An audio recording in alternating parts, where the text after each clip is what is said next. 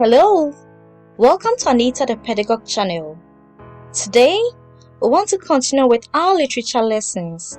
We are looking at a short story titled Ripples by Peter Paul Adolinama. This is a short story analysis. Let's begin with our lesson objectives. We will look at the title, the setting, point of view, plot analysis, characterization, literary devices, the themes, and I'll take you through some likely examination questions. Let's begin with the title. The title ripples means a recurring action, like waves, or a situation that is not stable. When we read a story, we gain better appreciation of the title because it suggests that there was an unstable situation that kept happening in the family of the main character, Abiba. Her mother, Amina, married young, and her grandmother also married young. This recurring event got to Amina eventually, but she was able to stop the rippling effect by running away from early teenage marriage. Let's look at the setting of the story. The name of the place the story takes place is Saga. The time spans over a period of about a year. The point of view. This story is narrated in the third-person narrative point of view. This means that the narrator of the story is not part of the story. We are able to know that it is third-person narrative because of the use of third-person pronouns like she, they, their, etc. Let's move on and look at the plot analysis. So the plot is the sequence of events of the story. That is the exposition, the beginning, the rising action, the climax, the fallen action, and the resolution or denouement. So let's look at how the story begins and progresses. The story begins with the introduction of the character Mama Adamu, the first wife of the wealthy man Saibu Mba. She introduces us to the main character of the story, Abiba, who is called Abi for short. Abiba was given to Mama Adamu to nurture after her mother passed on while giving birth to her. The two have a good mother and child bond. Abi is currently 14 years and receives a gift. Her mother Amina's diary from Mama Adamu, per the wishes of Amina. In the rising action, Mama recounts the story of Amina through flashback. Amina married Saibumba at the age of 14 as a fourth wife. She was very unhappy in her teen marriage and grew older than her age. Even though her wedding was extravagant and the talk of the town, she hardly had any friends. She died during the birth of her daughter Abi due to the immaturity of her reproductive organs, contrary to what Saibu's family said was the cause of her death. Saibu's family said it was a natural death, it was her time, based on their consultation with the ghosts. Meanwhile, Amina's family blamed her enemies who were jealous of her marriage to the wealthy Saibu, and also Safia, the third wife of Saibu, was also blamed for the death of Amina due to the quarrels she and Amina used to have when Amina was alive. Let's continue. Mama Adamu explains the many reasons why child marriage happened in the community of Saga, like the ones arranged by business-minded men for their daughters to provide daily bread, to the ones imposed by poor hunger-stricken families on innocent relations in order to sustain their very existence. So basically, poverty was a major factor.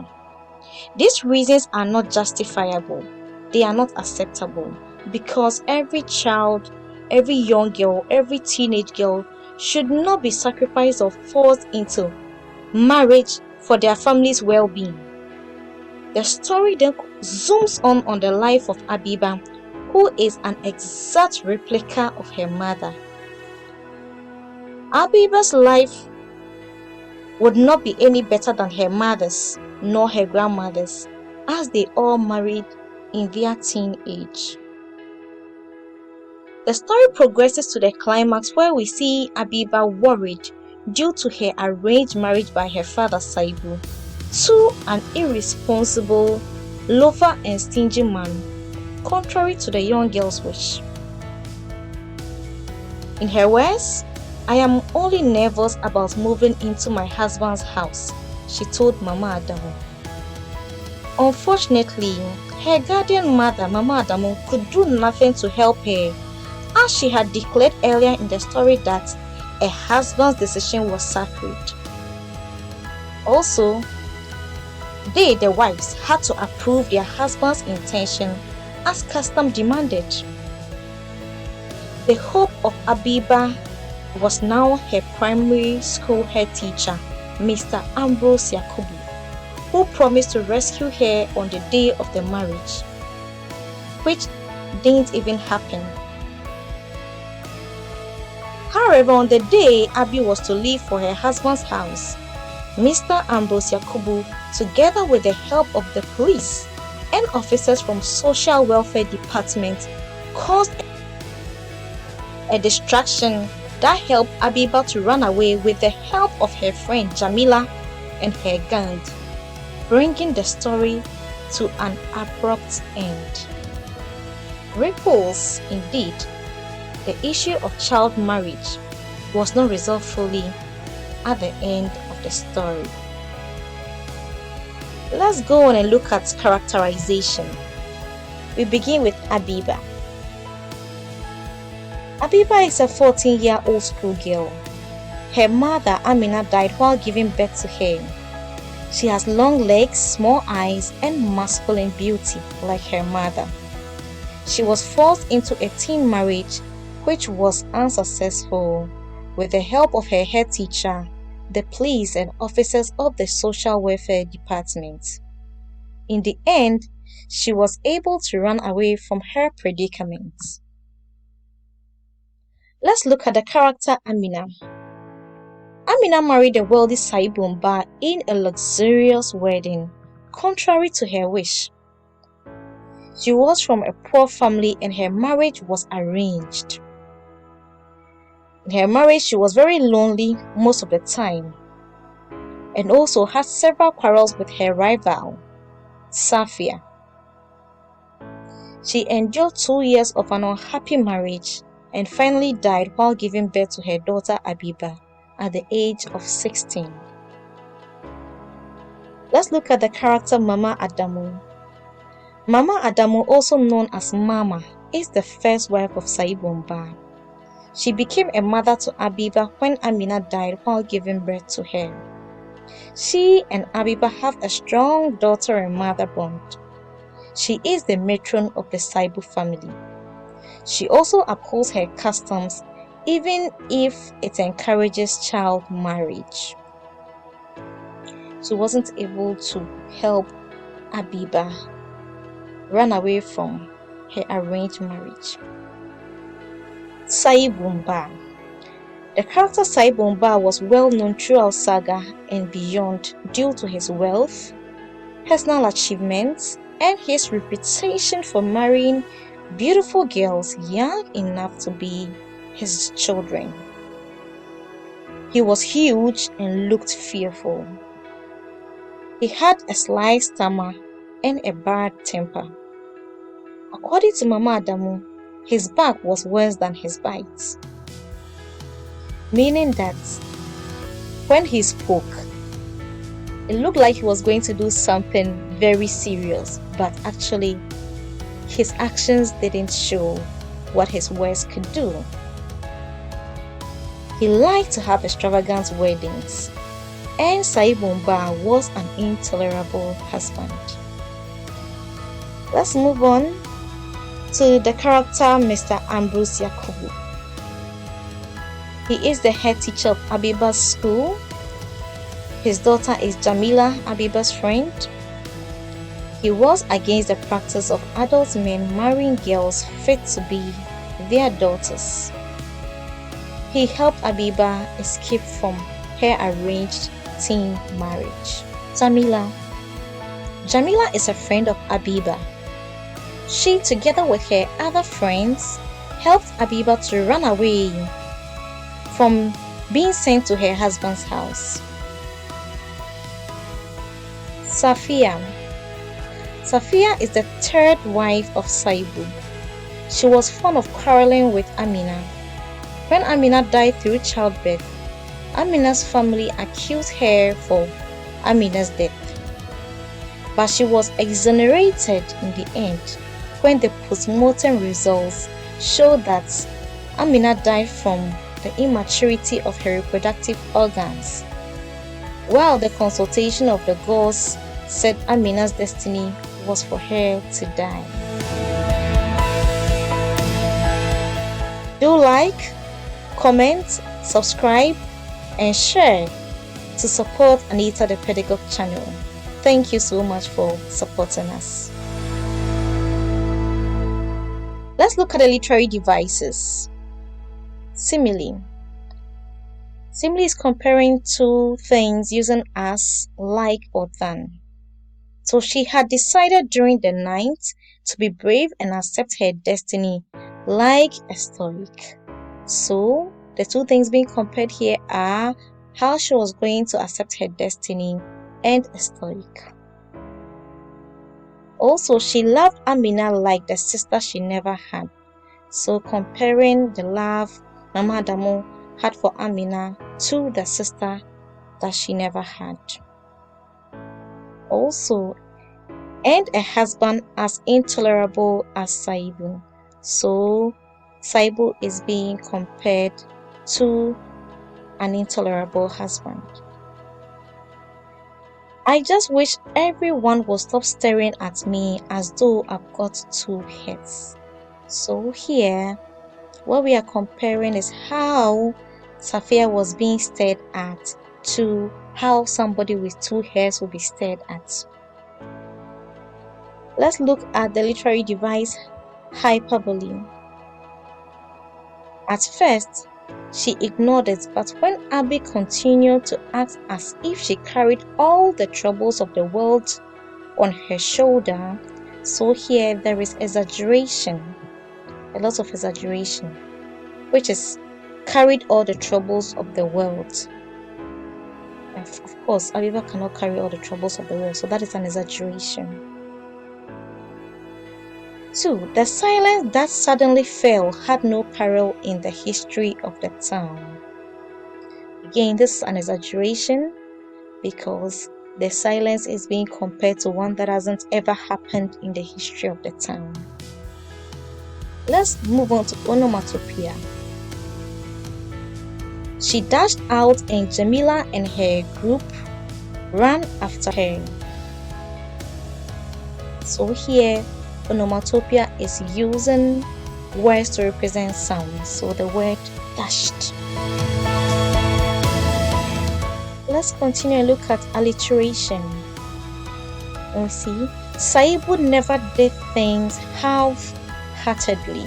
So the repetition of the consonant sound H. Then Amina had lived in perpetual fear of his fiery temper. The repetition of the consonant sound F. In fear and fury. Proverb is a short statement or saying that expresses a basic truth or gives an advice about life. If a dog bites a man, it is not news. It is when a man bites a dog that it is news. So this proverb implies that some things are natural or are expected, but other things are never expected. When they happen, they are absurd or weird because that is not the norm. 2. I can't live on the bank of a river and wash my hands with spittle. And spittle here means spit.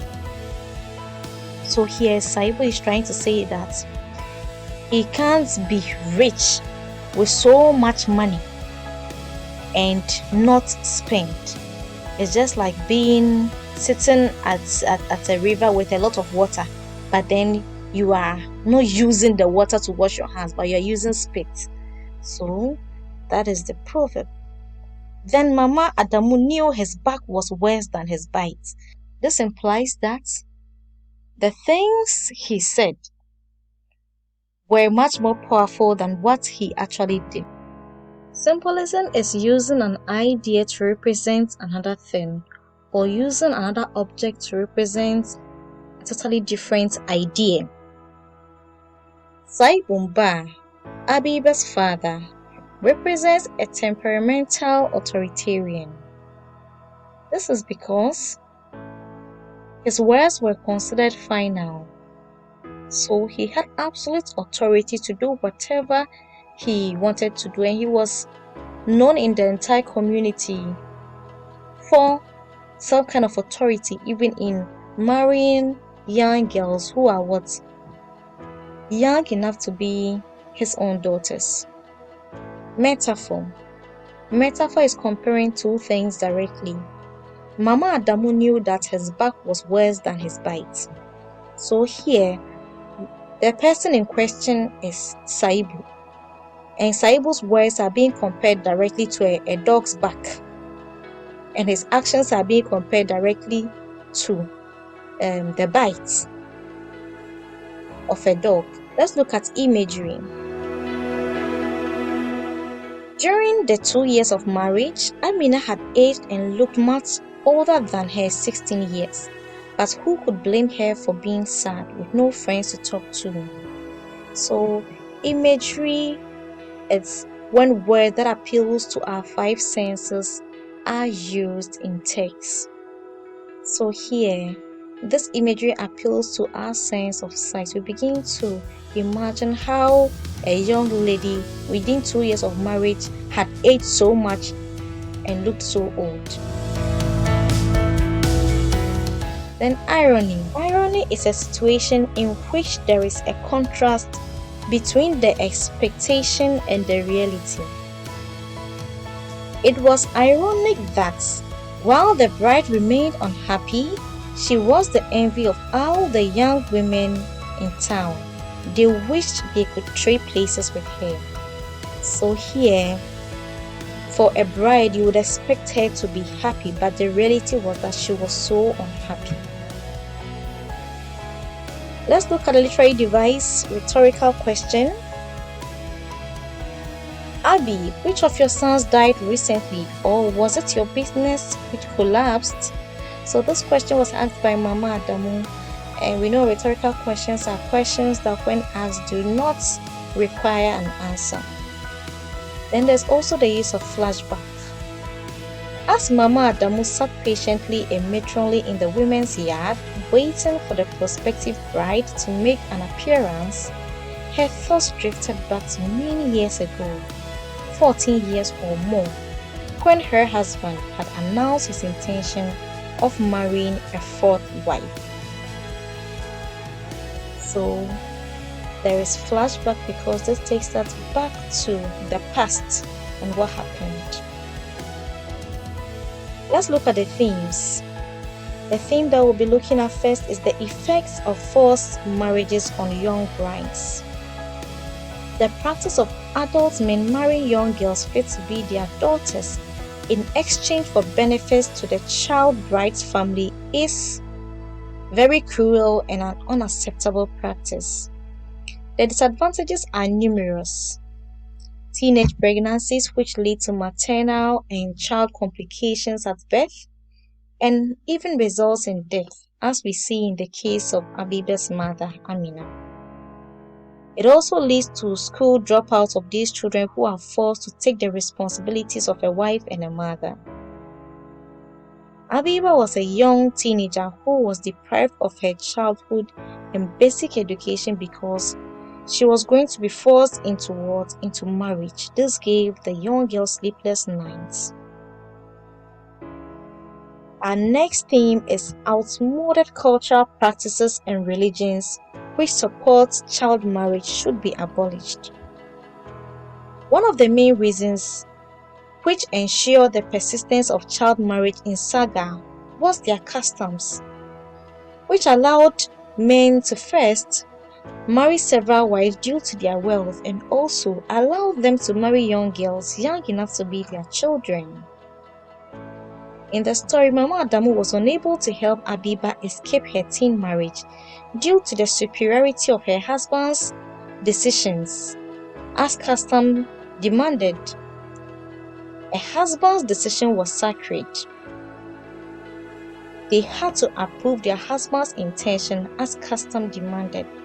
So such customs need to be relooked at and possible changes made to prevent issues of child marriage. Let's go on and look at another theme. Child marriage must be stopped with the support from the community and the government. To completely stop the issue of child marriage, community members must be willing to report to law enforcement agencies about any arrangements for a child to be given in marriage. The authorities and government also need to empower and ensure law enforcement agencies and the ministries for children protection do all to ensure that no child is made a bride. In the story, Mr. Ambrose Yakubu, the headmaster of Abiba's school, played a key role in preventing Abiba's early child marriage. He liaised with his daughter Jamila and some law enforcers to ensure that Saibu and his family were questioned while Abiba had the chance to run away. Let's now look at some likely examination questions. What gift did Mama Adamu give to Abiba when she reached the age of 14? And how helpful was that gift in the circumstances that led to Amina becoming so unhappy in her marriage life? Mention and explain two themes of the story. Describe the character Mama Adamu. Why did the writer title the story Ripples? Who were Mr. Ambrose Yakubu and Jamila? And what were their roles in the story? What made Saibu well known throughout Saga? What is the meaning of the statement, his back was worse than his bite? Mention and quote any three literary devices in the story. Let's look at this extract. Mama Adamu called Abiba, Abi for short, into the women's yard. She had decided to give the special gift which her mother Amina had entrusted to her to give to Abi when she was 14. Mama Adamu called Abi into the yard because the mother of Abiba was, his back was worse than his bites. What literary device is used in this expression? Yes, in the above extract refers to who? Read the following extract carefully and answer these questions.